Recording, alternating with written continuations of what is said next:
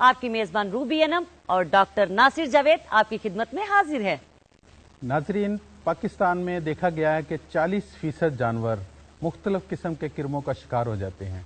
इन किरमों की वजह से जानवर ना सिर्फ मुख्तलिफ बीमारियों का शिकार हो जाते हैं बल्कि फार्मर के लिए माली नुकसान का भी बायस बनते हैं। और इसी सिलसिले में गुफ्तगू करने के लिए आज इस प्रोग्राम में हमने दावत दी है डॉक्टर सुहेल सलीम साहब को। अस्सलाम वालेकुम। वालेकुम अस्सलाम। डेयरी हब के इस तरबियती प्रोग्राम में खुश आमदेद कहते हैं।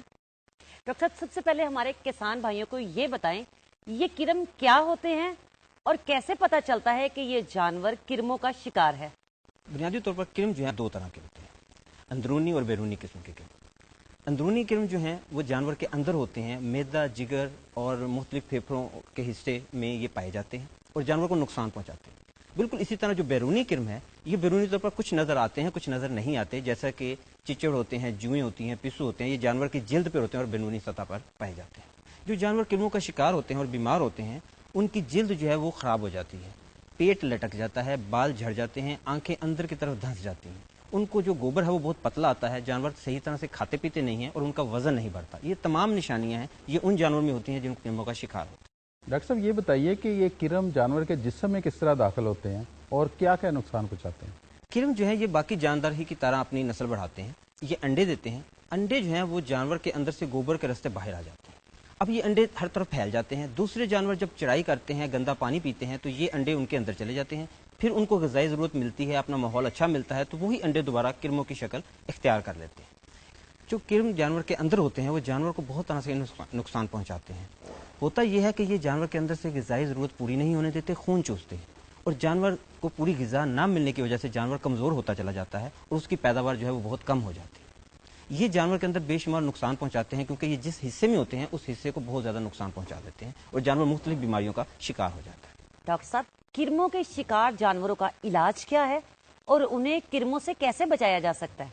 जहाँ तक इलाज का तल्लक है, बेशुमार ऐसी अद्वियात मौजूद हैं जो अंदरूनी किरमों के लिए जानवर को पिलाई जाती हैं और जानवर सेहतमंद हो जाता है। इसी तरह जो बैरूनी किरम है, उनके इलाज के लिए ऐसे टीकाजात मौजूद हैं जो डॉक्टर के मशवरे के साथ इस्तेमाल किए जा सकते हैं और अंदरूनी और बैरूनी दोनों तरह के किरमों से निजात हासिल की जा सकती है। जहाँ तक जानवरों को किरमों से बचाने का तल्लक है, दो तीन बातों का ख्याल रखना बहुत ज़रूरी है। नंबर एक ये कि जानवरों को साफ माहौल दिया जाए, बाड़े की सफाई जो है वो वक्तन फ़वक्तन करते रहना चाहिए।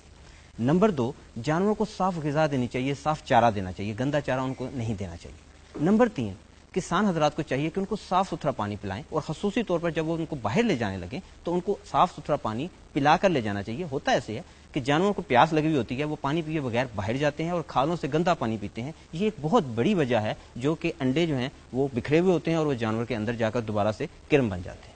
डॉक्टर साहब, ये बताइए कि ये साल में कितनी दफ़ा ये दवाई देनी चाहिए और ये छोटे बच्चों को कब शुरू करनी चाहिए? ये दवाई जो है ये जानवरों को साल में 3 दफ़ा देनी चाहिए ताकि पूरा साल वो अपने जिस्म को सेहतमंद रख सकें और किरमों से महफूज रह सकें। जहाँ तक छोटे बच्चों का तल्लुक है तो 20-21 दिन की उम्र में पहली खुराक इन अद्वियात की बच्चों को दे देनी चाहिए ताकि शुरू ही से वो किरमों से महफूज रहें। पहली खुराक देने के ठीक 1 माह बाद उनको दूसरी खुराक देनी चाहिए, उसके बाद हर 3 माह बाद इस दवाई का इस्तेमाल करना चाहिए। इसका मतलब है कि जानवरों की बेहतर सेहत के लिए उन्हें बाकायदगी से किरम कुश अद्वियात देनी चाहिए। और डॉक्टर साहब, जब उन्हें हम ये अद्वियात दे रहे होते हैं तो उसके लिए क्या क्या एहतियाती तदाबीर इख्तियार करनी चाहिए? जी, ये बहुत ज़रूरी सवाल है और किसान भाइयों को ये पता होना चाहिए कि उन्हें क्या एहतियाती तदाबीर करनी है। इसमें सबसे पहले तो अच्छी दवाई और ठीक दवाई का इंतखाब ज़रूरी है जो कि डॉक्टर के मशवरे से किया जाए। जैसी बीमारी हो वैसी ही दवाई मुंतखब की जाए। दूसरी, जो मुकर्ररा मिकदार है उस दवाई की वो जानवर को पूरी मिलनी चाहिए। इसका आसान तरीका ये है कि लस्सी में वो दवाई मिलाकर जानवर को पिलाई जाए ताकि पूरी मिकदार जो है वो जानवर तक पहुँचे। तीसरी जो एहतियाती तदाबीर में से खास ज़रूरी चीज़ है वो ये है कि जानवर को ज़बान नहीं पकड़नी चाहिए, उसको आसानी से ये चीज़ पीने देना चाहिए ताकि उथरू ना आए। आमतौर पर ज़िम्मेदार या तो मुंह बहुत ऊंचा कर देते हैं या ज़बान पकड़ लेते हैं, उसका नतीजा ये निकलता है कि दवाई जो है वो उसको नुकसान पहुंचा देती है। तो मुंह जो है वो मुनासिब हद तक ऊंचा होना चाहिए और ज़बान नहीं पकड़नी चाहिए और आहिस्ता आहिस्ता पिलाना चाहिए ताकि जानवर आसानी से दवाई पी सके। ये तो हो गए अंदरूनी किरम। अब बैरूनी किरम जानवरों को किस तरह नुकसान पहुंचाते हैं और इनसे कैसे बचा जा सकता है? जानवर को बैरूनी किरम जो हैं ये क्योंकि एक जानवर से दूसरे जानवर तक पहुंचे हैं और बैरूनी सतह पर होते हैं, ये एक जानवर को काटने के बाद वहां से जरासीम लेते हैं और मुख्तलिफ बीमारियां दूसरे जानवरों तक आसानी पहुंचा देते हैं और जानवरों को बेशुमार खतरनाक बीमारियों का शिकार कर देते हैं। ان سے بچاؤ کے لیے آسان طریقہ یہ ہے کہ باڑوں کو اچھی طرح صاف کیا جائے، وہاں پہ سوراخ اور جو درز ہوتی ہیں ان کو بند کیا جائے تاکہ یہ ان کے رہنے کی جگہ ہیں. یہ جو چھوٹے چھوٹے کیڑے ہوتے ہیں جو بیرونی کرم ہیں یہ ان میں چھپ جاتے ہیں اور ختم نہیں ہوتے.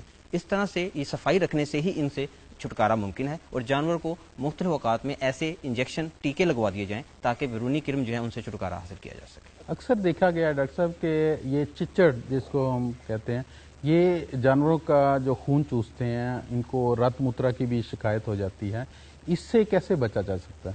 اس کا ایک ہی حل ہے کہ چچڑ اور یہ جو جوئیں ہیں ان سے چھٹکارا حاصل کیا جائے. یہ خون چوستے ہیں اور خارش کرتے ہیں، چبھن پیدا کرتے ہیں جسم میں، اور جانور جو ہے اس وجہ سے کمزور ہو جاتا ہے اور پیداوار جو ہے وہ اپنی پوری مالک کو نہیں دے سکتا.